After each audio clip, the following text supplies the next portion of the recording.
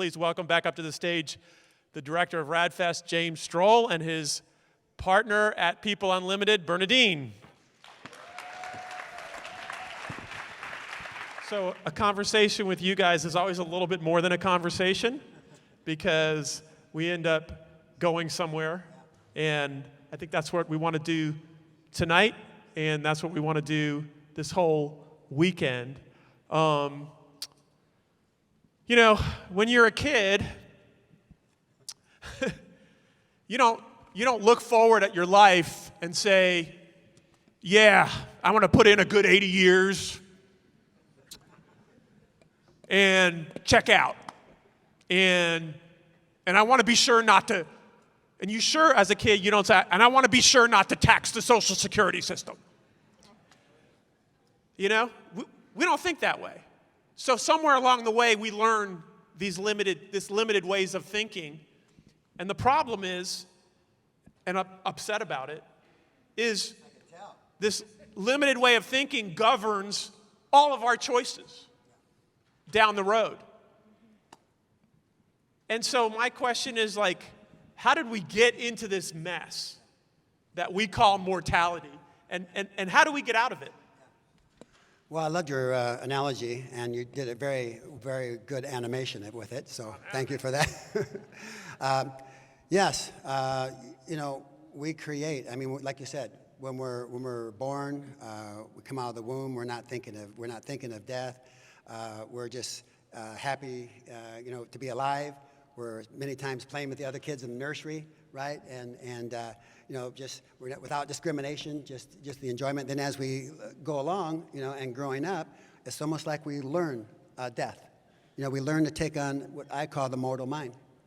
And I think, yes, I mean, of course, I think there's a propensity to be born with that type of thinking, the limitation of that mortal mind.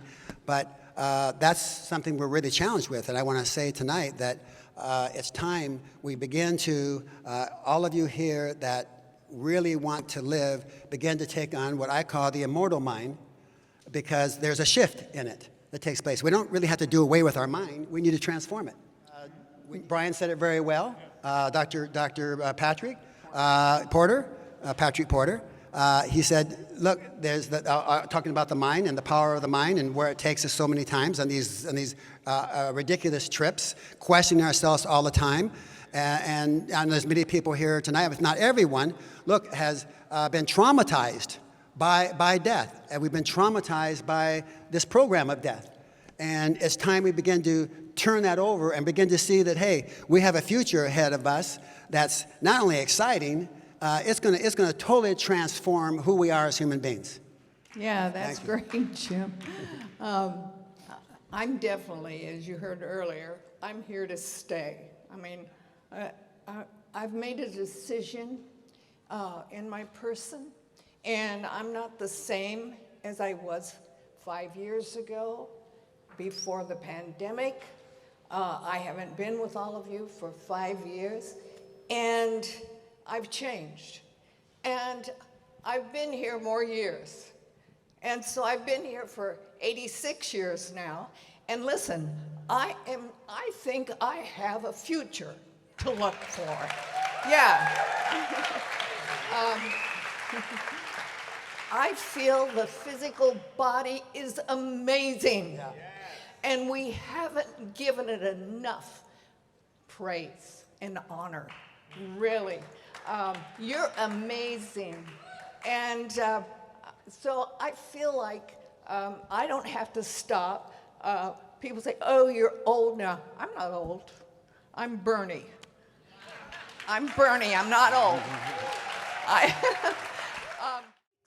You know, look, I have had breast cancer for 10 years, and I'm still alive. Listen, I don't plan to keep having it, but I do plan not to die with it. I plan to live like never before. And so, you know, takes something to face some of these life-threatening things. And many people will face them. And what will we do? Do we bow to that which can take our life? So I just mentioned that because I've had some real life challenges. Sure. And you need to know that. You need to know that you can have these life challenges and not be stopped. Not be stopped. We will, as long as we stay alive, we will find a way. We will find a way to live more all the time. Wow. I don't know what all those answers are, but together we're going to find them. Yeah, absolutely. Yeah. But the biggest thing is to feel your person, how valuable you are, how needed you are, how necessary, how wonderful. I know you don't hear it very often because people just don't tell one another that. Yeah. But I put a lot of that out because I feel that way. Yeah. I think you need to hear me say to you, you're just amazing. Yeah, you need to hear it. You don't hear. Who tells you every day that you're amazing? That you're great? Who tells you? Who says when you're not so good, they love you? Yeah. Who does it? Yeah. I'm telling you, we've got some responsibility. We do. We need to be responsible to give out that which brings a joy to the soul. Yeah. The soul needs to be fed. That's right. You need to be fed. Yeah. That's right. Vitamins are not going to feed that. It's going to take me. It's going to take other people to feed that to you. And for you to feed others. That's right. Special. Wow. We're special people. You're special. I don't think as long as you're operating out of a mortal mindset that even all these innovations, supplements, no matter whatever, it's my own personal experience, are not going to work as good if you're operating from a mortal mindset, if you're still in survival. I say let's get out of survival, let's really embrace our own innate ability to live. Instead of struggling for survival, let's take ourselves into the era of creativity and get creative about our lives. And yes, I had experience myself about just right after the pandemic. It was before just the last RAADfest. I was feeling like so many of you, I think everyone has felt at one time or another. I was feeling kind of like, well, wow, am I going to really have, I've been here on the planet now 75 years. Am I going to really have the strength and the resilience to do what it takes to really walk this immortal path, this longevity path?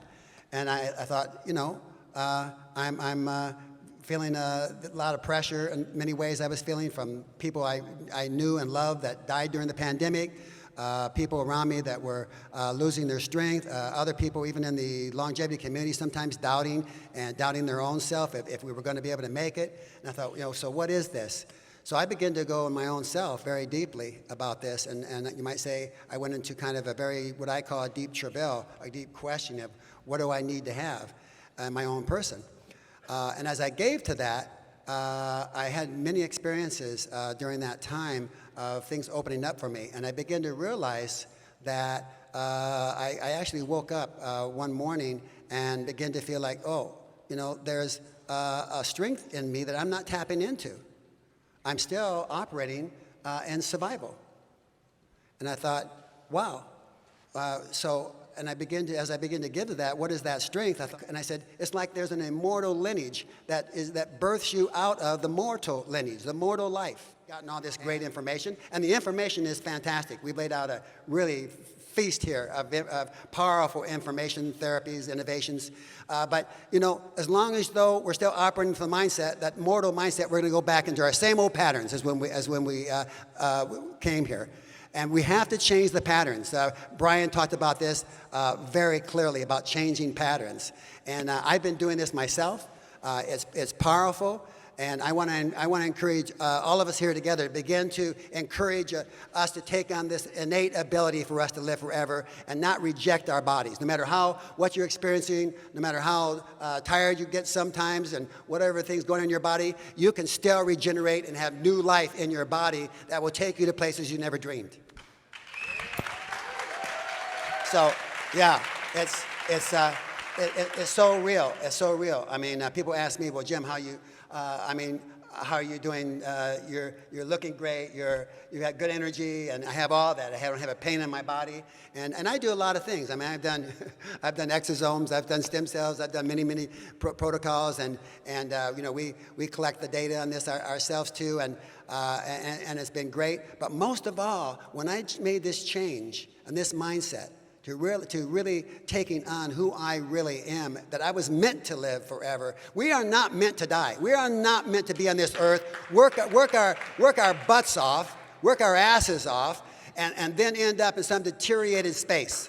It's time we take a stand, and it's great we're here together, but we need to unite here together and really focus together and expand ourselves with each other and bring about the vastness we all feel in our hearts together. Let's stop the suffering. Let's stop the suffering and the pain that everybody has experienced on this planet, and we can do it by taking on a whole new mindset in our bodies, an immortal lineage that is there, and to receive that in our own bodies. Jesus spoke of this. Yes, I'll say Jesus. He spoke of this. I'm talking about the man Jesus, the Jesus before religion hijacked who he was. I'm talking about the man who actually spoke about eternal life and said, eat of my flesh, drink of my blood, and you shall have everlasting life. What do you mean? He meant communicate and have a communion of each other's bodies, to break through into a whole new world together. This is exciting, guys. This is a whole new world for us to have. So as you might gather, that Bernie and I, when we're talking about immortality, we're not just talking about living an unlimited lifespans in the same old way. Okay, with the same destructive forces going on, killing each other, destroying yourself, always the same doubts and fears going on. We're talking about a quality of life that's never been seen before. To me, that's what immortality is about, a value of human life that's never been. And so by embracing that, we can actually experience the beauty of that right now and let that work in our bodies. Some people say, oh, well, how can you say you're physically immortal now? What are you talking about? Say, well, look, what basis are you born to die? Are you operating out of a mortal platform in your life? Is that who you are? Or are you immortal, moving to expand that immortality? That's what we're talking about. By being immortal now, you're moving from a whole different platform. Instead of from survival and from a death-oriented platform where you're struggling all the time, you're moving from the vastness of really who you are. Wow, now that's a whole new world.